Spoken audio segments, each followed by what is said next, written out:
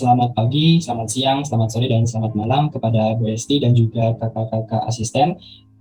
Pada kesempatan kali ini kami akan memaparkan hasil dari tugas besar mata kuliah instrumentasi dan pemilihan sistem hayati DE 4107 dengan anggota kelompok Rashmanisa Maulani, Rizky Pradantama, dan saya sendiri Muhammad Farhan Aidira. Bagian pertama adalah penjelasan mengenai fungsi sistem pada tugas besar ini.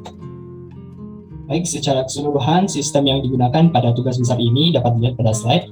Sistem pengalian ini memiliki fungsi secara umum, yaitu memberikan suplai air secara otomatis kepada tanaman bergantung pada 3 sensor, yaitu sensor kelembapan tanah, kelembapan udara, dan temperatur udara. Kemudian ketiga sensor tersebut tersambung kepada suatu microcontroller yang disambung kepada suatu protokol jaringan yang dinamakan dengan MQTT. Kemudian MQTT ini yang akan kemudian menghubungkan data dari sensor untuk dihubungkan pada suatu database yang bisa diakses dengan menggunakan internet. Yang mana di sini digunakan Influx database berupa InfluxDB.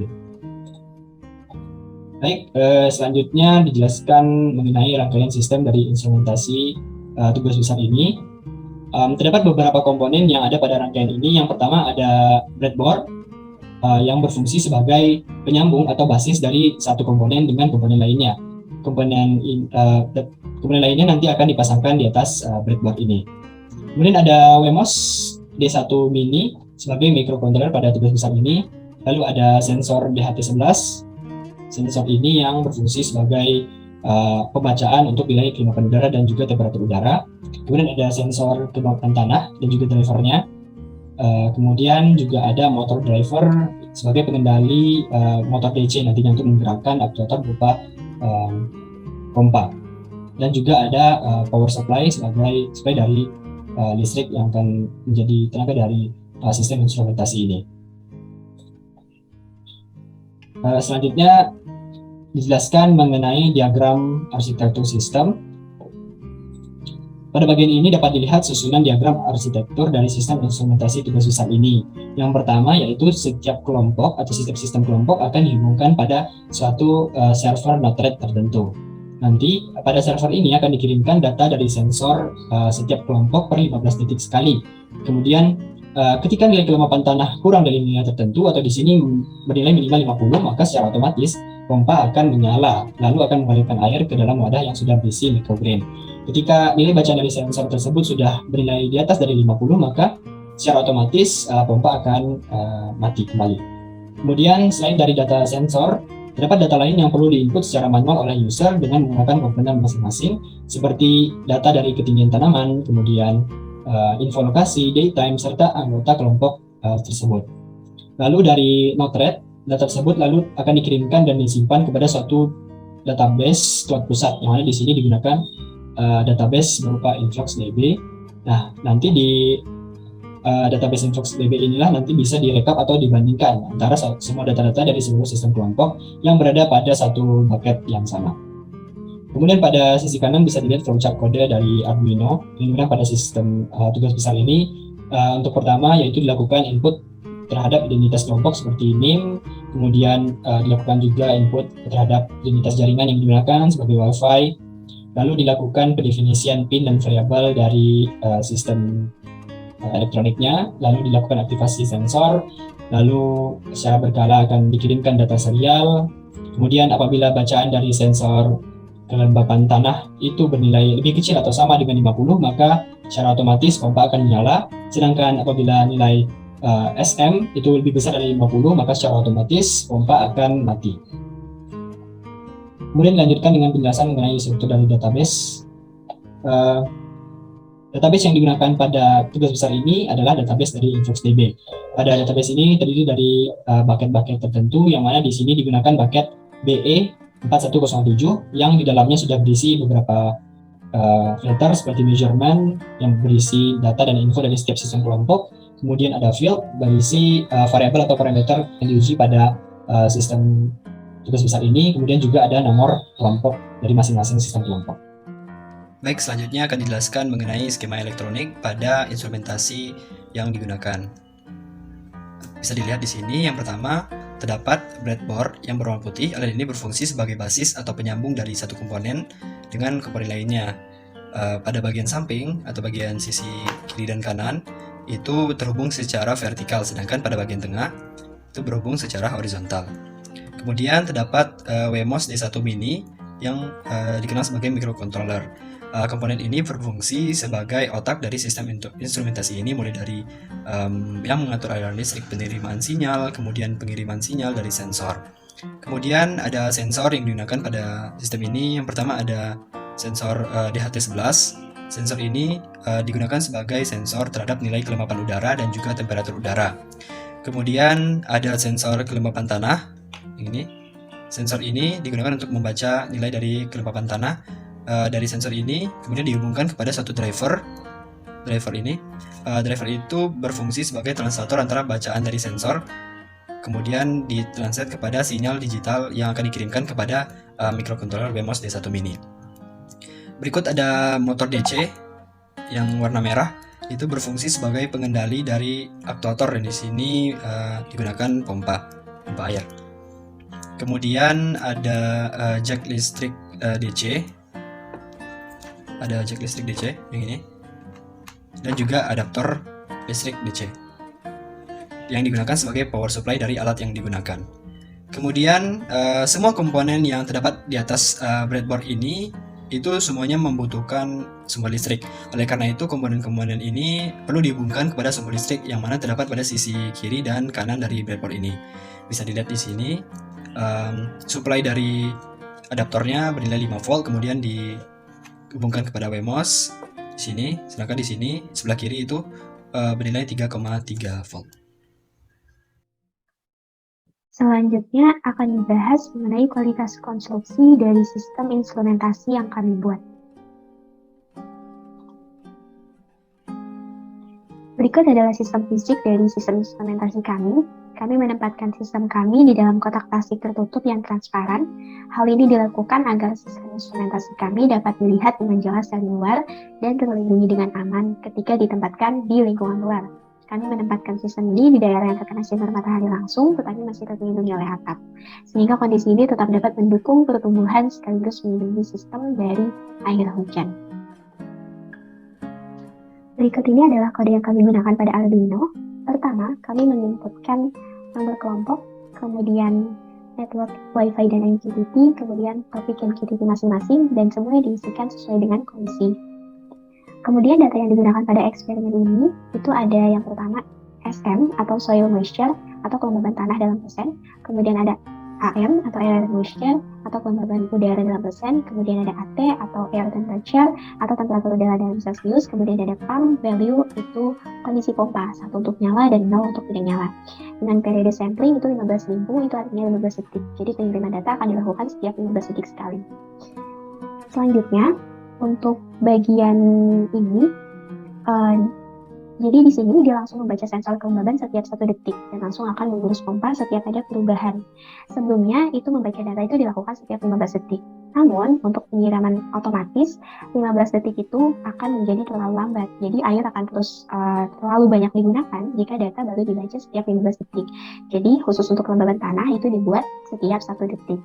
Namun, data itu hanya akan dikirimkan jika value dari pompanya berubah. Pada kode ini, pump value kurang dari 50, maka dia akan mengirim data. Setelah itu, dia akan mengubah pompa dan akan mengirim data. Dia akan mengirim data 2 kali, yaitu data sebelum diubah dan data setelah diubah, agar terlihat perbedaannya nanti saat data dilihat di InfluxDB. Kemudian ini adalah fungsi apa yang dilakukan ketika WMOS menerima pesan MQTT yang di-subscribe. Dan yang terakhir, ini adalah fungsi untuk reconnect ke MQTT. Ini adalah tampilan dari InfluxDB. Untuk struktur database pusat, kita menggunakan paket. Di sini ada B4107, dan data akan disimpan dalam format ini. Selanjutnya, untuk node-RED. Nah, untuk database SM, AM, AT, kondisi pompa, dan nomor kelompok itu, sistem sudah bekerja secara otomatis dan sudah online. Selanjutnya mengenai cara mengirim database secara manual. Jadi di sini untuk data lain seperti height, data ini tuh perlu ditambahkan sendiri dengan mengirimkannya per hari. Untuk height, klik function height. Nah, Di sini kita misi pilotnya seperti berikut. Dengan measurement itu untuk kelompok 8, kemudian dimasukkan date yang sesuai dan dalam satuan milimeter untuk kelompok 8. Lalu dikirim. Nah, data ini tuh diambil setiap hari dengan mengukur ketinggian tanaman menggunakan penggaris secara manual. Kita bisa mencatat datanya terlebih dahulu di notes, kemudian dimasukkan datanya melalui note trap ini. Nah, selanjutnya untuk measurement info, jadi note info ini berisi data tambahan, yaitu lokasi di sini berupa latitude dan longitude yang bisa diambil dari Google Maps. Kemudian di sini juga ada daytime. Daytime ini waktu efektif yang tanaman terima. Jadi daytime ini berfungsi sebagai pengganti sensor cahaya. Nah, tanaman kami itu mendapatkan daytime selama 12 jam setiap harinya, yaitu dari jam 6 pagi hingga jam 6 sore. Kemudian ada juga tanggal memulai penanaman, tanggal memulai pemanenan, dan yang terakhirnya adalah untuk mengirim tim anggota. Nah, ketika kita ingin mendapatkan data hanya dari waktu terbaru, kita bisa melihat ini BM4107, kemudian untuk kelompok 8 data. Nah, di sini ketika kita ingin mengambil data dari yang terbaru, di time start itu dimasukkan waktu yang ingin kita ambil datanya. Tujuannya agar tidak mendapat data-data testing sebelum hari pengukuran. Kemudian, ketika kita ingin mengambil datanya untuk diolah, kita memilih from BM4107, kemudian filternya adalah node 8 data untuk pas 30 hari. Nah, ini adalah datanya. Kemudian data ini akan kita download dalam bentuk CSV. Selanjutnya, data yang kita dapatkan ini akan diolah pada bagian pengolahan data.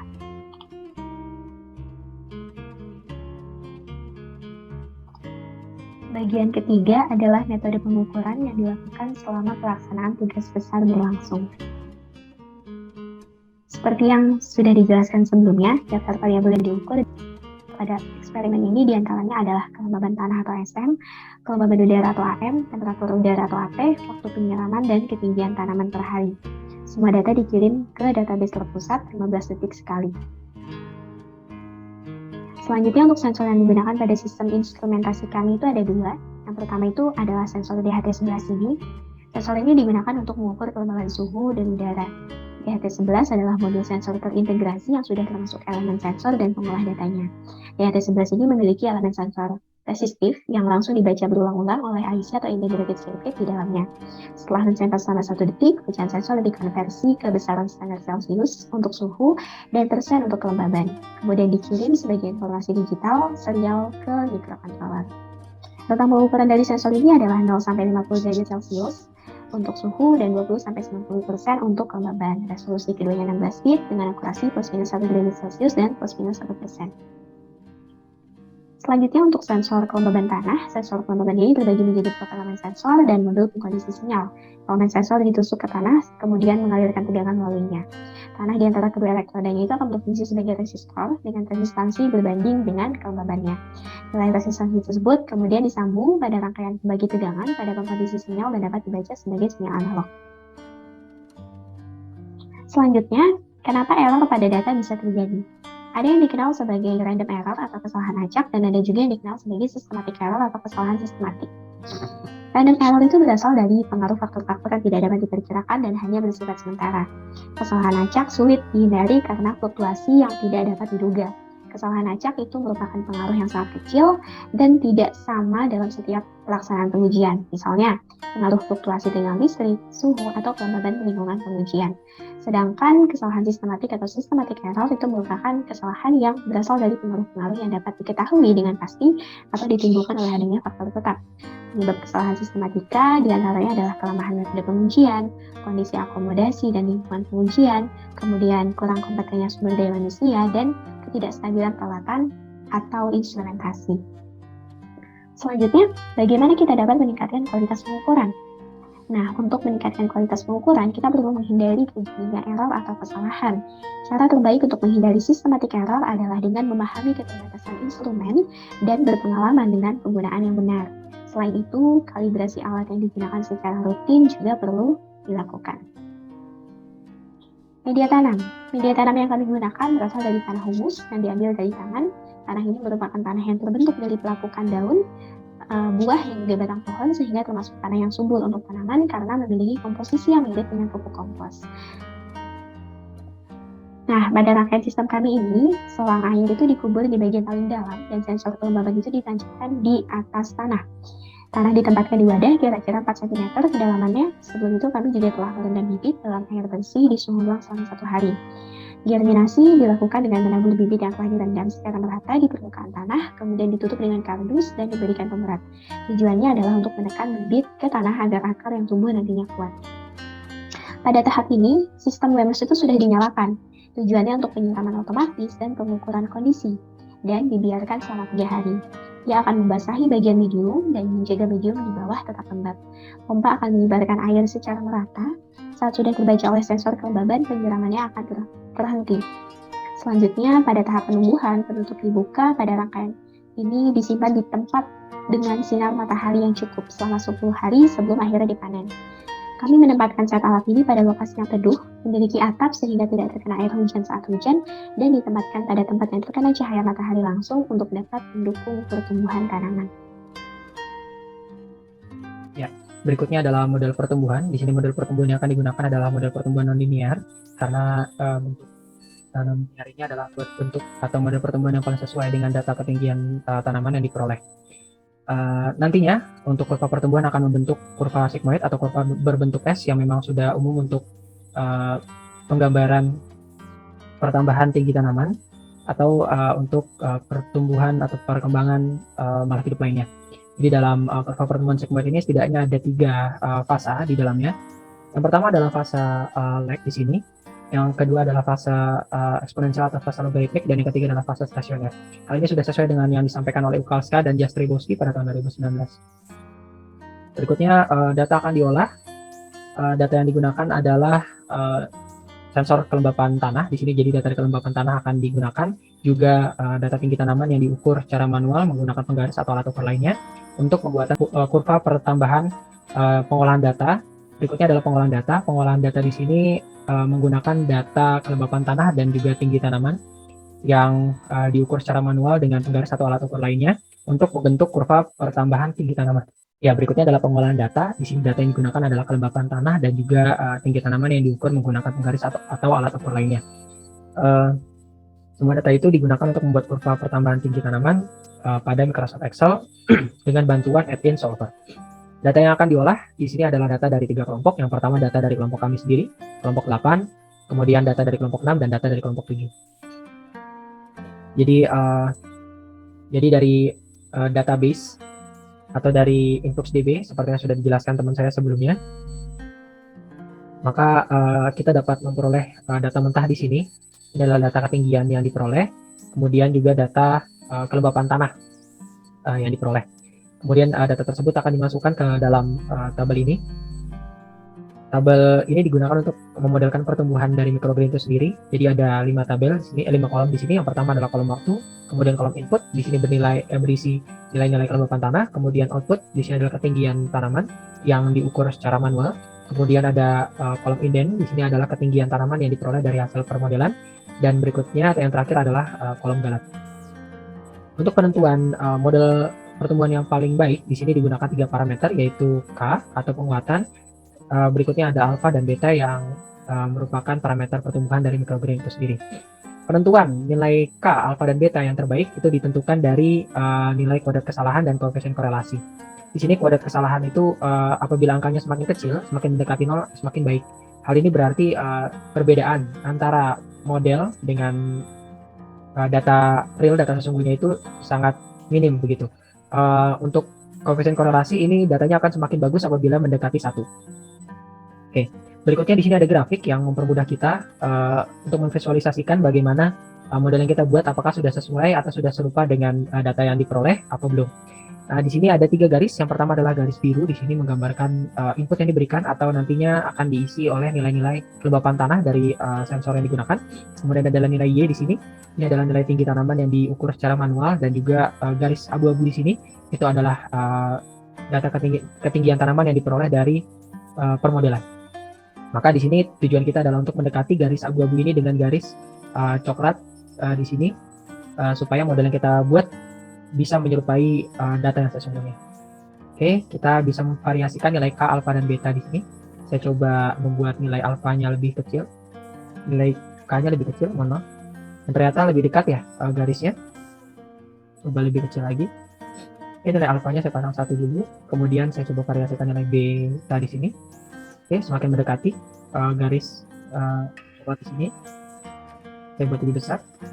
Ya, sudah menempel ya, sudah semakin dekat. Kemudian saya memvariasikan nilai alfanya. Oke, semakin dekat, dibuat lebih kecil, semakin dekat, makanya perlu saya perkecil lagi kalau gitu.